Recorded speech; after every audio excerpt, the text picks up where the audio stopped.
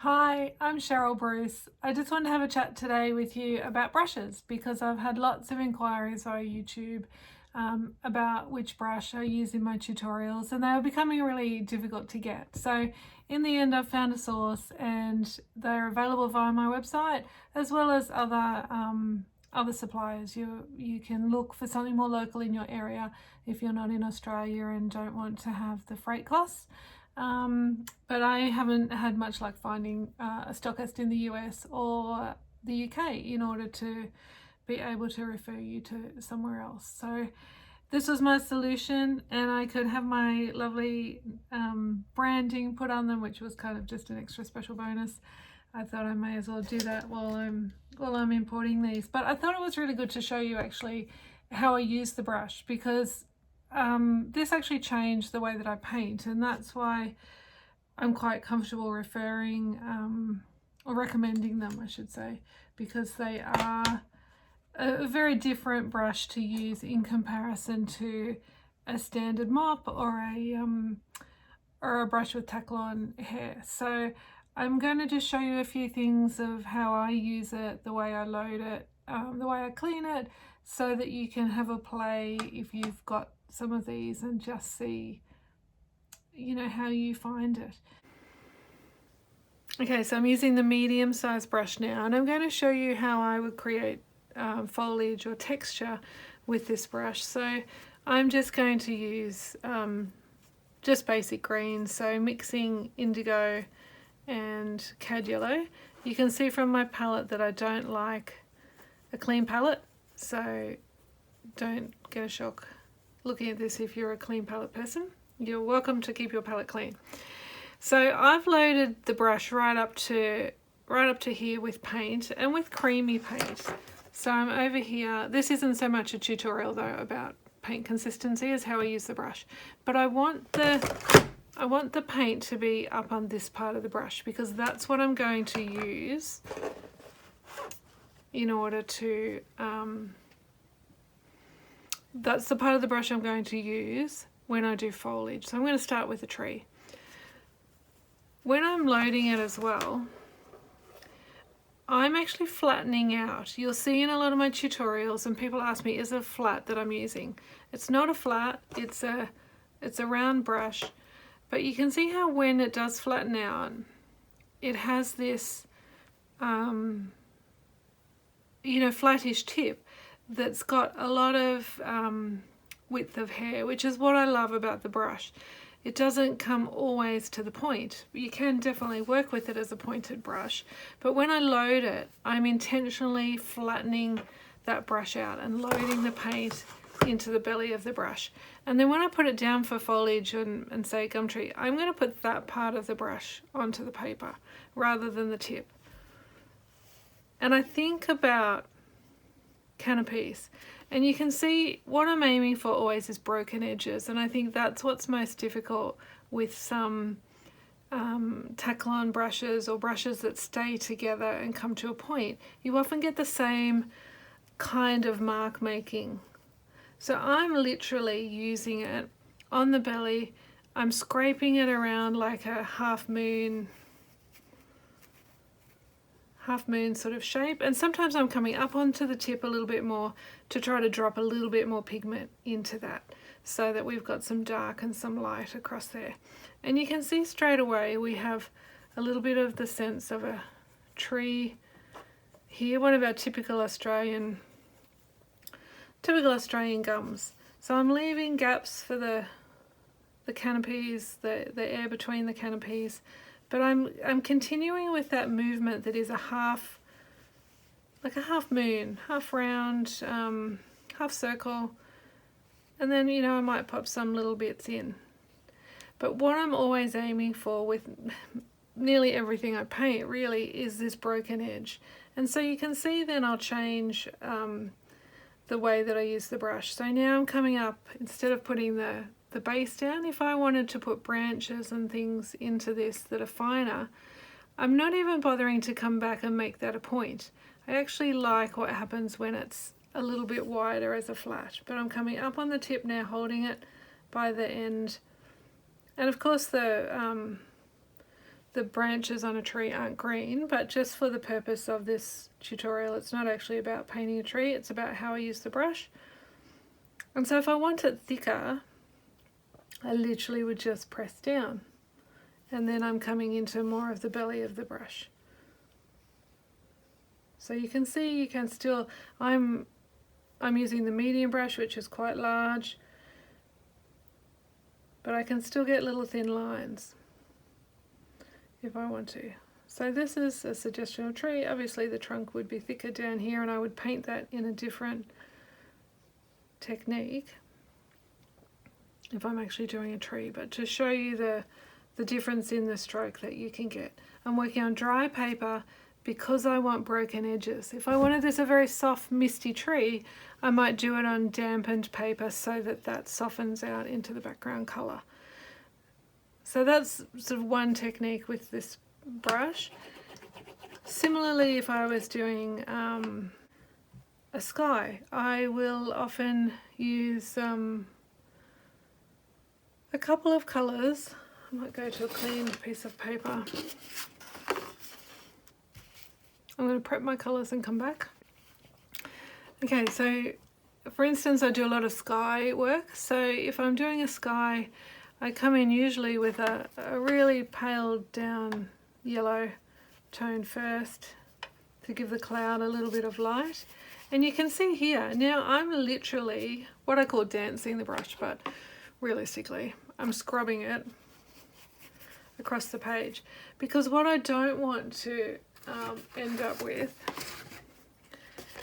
is the same looking mark. And this is what I find is the hardest thing to change when you're starting to paint.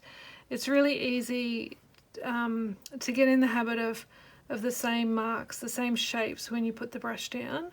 So when you start to use your brush in this manner, it feels really odd at first and you think, oh, I'm going to ruin the brush. Look, well, I've had some of these brushes for 4 years, 5 years, using them not every day because I didn't used to paint every day, but using them really frequently, giving them a really hard life, I would say. I'm just going to put this colour on a little bit darker so you can see it better. But you can see my aim, again, is this broken edge. I don't want, when I'm doing a sky, I don't want it to be perfectly smooth and even up the top. This is the light part of the cloud. I'm just mixing a mauve. Okay, so again, I'm dropping this now over the top of the yellow. So here I don't scrub it as much. I'm really just dropping the mauvey blue colour into the yellow. If I paint it, then I fill it, it becomes more solid, and I run the risk of getting grey because I'm using purple and I'm using yellow, which are complements. If I drop one really lightly on top of the other, the two colours will glow and they will mingle in comparison to this, which looks really solid. Like, to me, this is so much more appealing. My colour just should have been a little bit more purple rather than blue, so I'll just add a little bit into there. But you can see again, I'm using a light touch. Really what I'm trying to do is have the moisture in the paper pull the pigment off the brush, more so than paint it. I might bring that colour up just a little bit higher. And then my next step with the sky is the blue of the sky. So I do tend to put clouds in first and then the sky. You can do the opposite quite easily. And I'll do another tutorial that's fully about clouds. But when I come now the top edge to put the blue sky in, I'll fill the top of the paper first if the cloud's going right across. And then I start to come down, and now I'm forming the top of the cloud. And again, a cloud doesn't have a solid form usually around it. It has little bits of fluff coming off it. So what makes my painting work better is, again, this broken stroke. That's what I'm aiming for, as opposed to solid line like this. So if I want that kind of a stroke, again, I'm working more on the side and the bristle of the brush. And I'm not even worried if that bit separates like it did that just gives me even more random stroke, which is perfect. I might come down in here so you can see this bit's going off there. Perfect. Not even going to wet that and try to fix it. If I was doing something botanical though and I didn't want it, I would just dampen my brush and reload. So that gives you the sense of how I achieve these broken lines, the broken shapes at the edges, and my reasoning behind that. So if I want broken, this part of the brush, you know, and trailing those bits. If you're doing, say, a seascape and you have this fabulous sparkle on the water and you want to do that with a dry brush stroke. So when I say a dry brush stroke, when I say a dry brush stroke, my brush is actually very wet. My paint might be very wet because I might want a pale colour. Quite often I would be doing that with cerulean blue. So to get pale cerulean blue, I need it to be watery. So I can't do it with thick dry paint. But it's dry on dry paper and it's a fast stroke across. And I'm laying the whole brush down onto the paper. I've got relatively creamy paint here, reasonable amount of water in it. And if I'm aiming for that sparkle, I can either hold the brush that way and go across or hold it this way. Now you might notice in the video of me, I went from here to here and I pushed my paper over. That's because I use my whole body to paint this stroke, particularly because I do a lot of big work, full sheet paper. So I want to pull my whole arm across, and you hear it when it happens because you can hear this noise usually when I'm painting or in a video. So I'm not, if I try to paint a line using my wrist and keeping my hand still, that's actually really hard.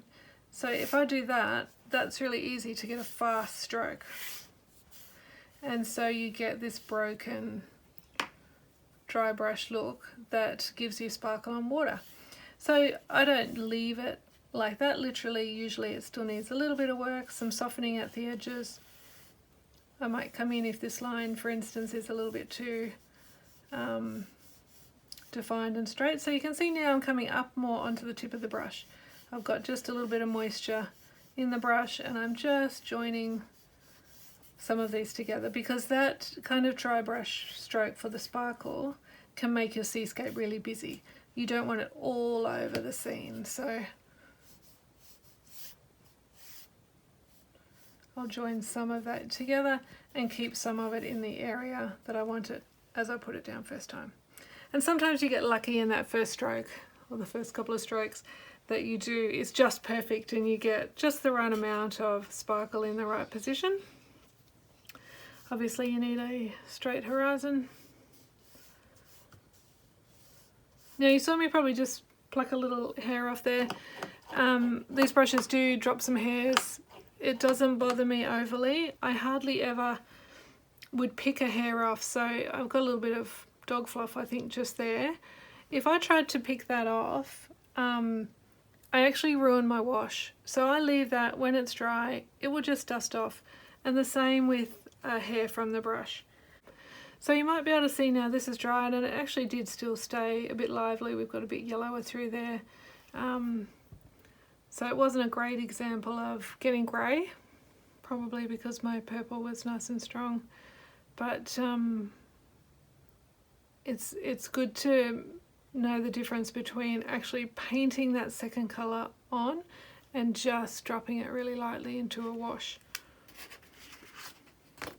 If I was doing, say, a flower or leaves, if it's a looser style of flower, just to show you with the brush, again, you've got a variety of ways that you can use it. So I'm just looking for any random bit of pinky colour. And so again, you might notice I've filled that brush flat. I'm almost training it, somebody said to me the other day, because that's how I want it to paint with. So you can see also I do lots of work where I like this broken multiple line look that it might give if I've splayed it like that. So if I was doing fence posts, lots of different things, I end up that I actually really like what the brush does. If I'm up on the tip, if I want that kind of a look. So if I was doing, say, a magnolia and it is pinky in the bottom, coming up into white, you know, I can get this very interesting shape happening. And then I would clean my brush, come back with clean water. I always like my paper towel just here beside me, but I moved it so you could see the palette. And so now just with clean water, I'm just going to come next to that, soften it. This isn't necessarily, I haven't drawn the magnolia in to help me, so that's unfortunate. But I would leave some of it having the dry brush nature of the strokes that I put down, and some of it I would soften. Just soften that bit. And again for stems and leaves, just the different way that you hold the brush makes the difference in how thick or thin. So if you're doing leaves and you're going for a really loose, sort of almost decorative art sort of a look, having it up on the tip and then pressing down and then up again helps you. But this, I'm on rough paper because that's what I wanted, that's what I would usually use for trees or sky. This is probably better, a bit of scrap for, it's a smoother paper. So see, now we don't get as rough an edges as we did before, and we don't get the dry brush as easily. So anytime if you want texture, rough paper is gorgeous. So leaves thick up on the tip, sorry, thin be up on the tip to thicken it, press down into the belly of the brush. So stems the same way, depending on the thickness of the stem and the type. I would never just paint a stem in a botanical style painting that's just one colour like that. I would have dropped in underwashes and come back with thicker and thinner, but this is about using your brush in a variety of ways. So again, if I want wide at the top, I flatten the belly of it. If I want lines, and so even if I was doing a portrait, I used to do some portrait work at night time in the house, and I only actually had the one brush in there, which was the number 6 in this range, which is really similar to the medium. And I would even use this like right down to eyelashes. If I was putting eyelashes on, I'd be using it up on the little pointy bits like that, or sometimes as a chisel. So what I did was push them in a little bit. I still want it flat, and I can paint a really thin line just up on the chisel.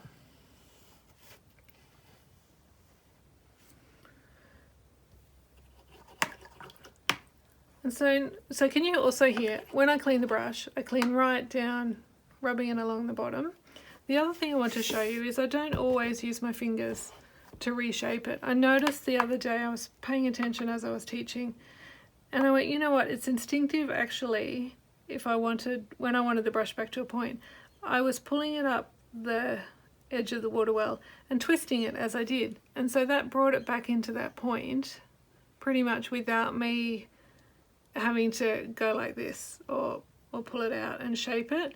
So you can just practice when you're washing your brush. If you want it back into a point, I'm turning it as I draw it up there. It does take a little bit of the moisture out, but that would be natural if I wanted it like that, because I would be picking up paint then in a more delicate way over here rather than pushing it down flat like I was before.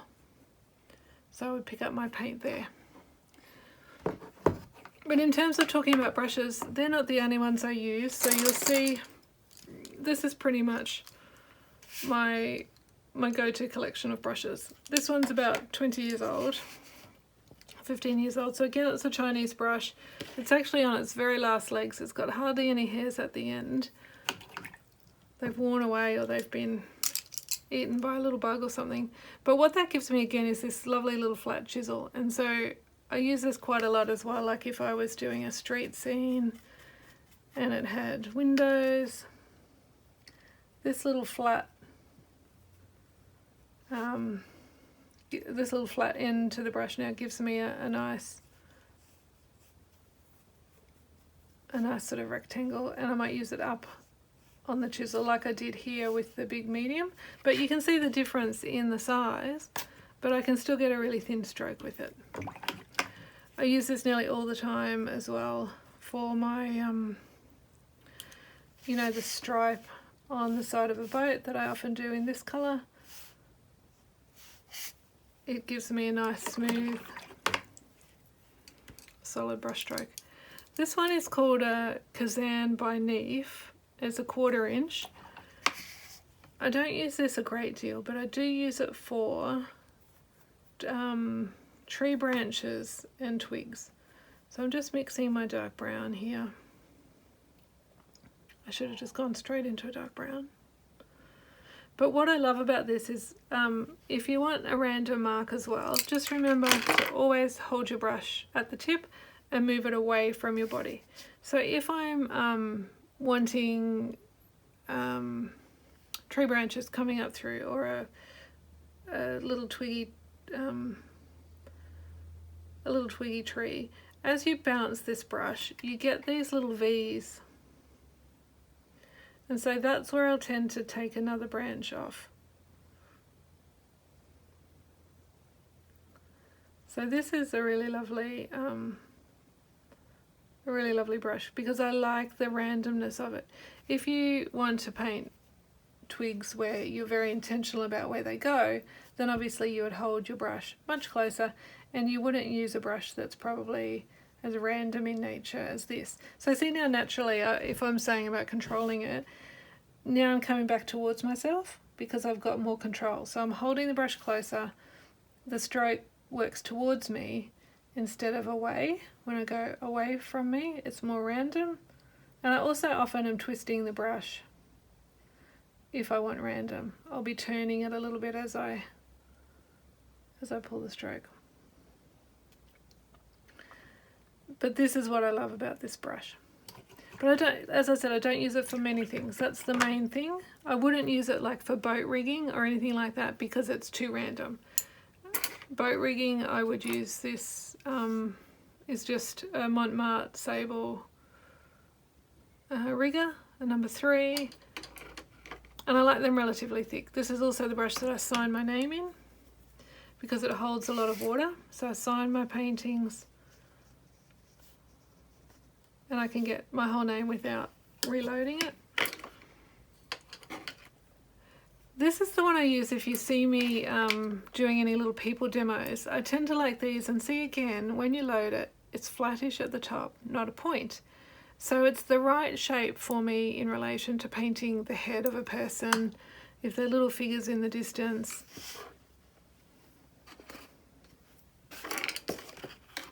If they're little figures in the distance, like some of the tutorials I've done, isn't that just the perfect size for the head?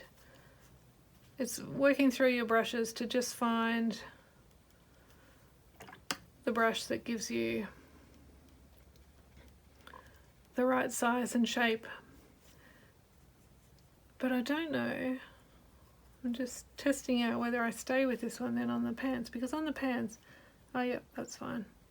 On the legs generally, I want this dry brush stroke more so, to suggest movement usually. So this is a script. Oh no, it's a rigger as well. Maybe this one's a script.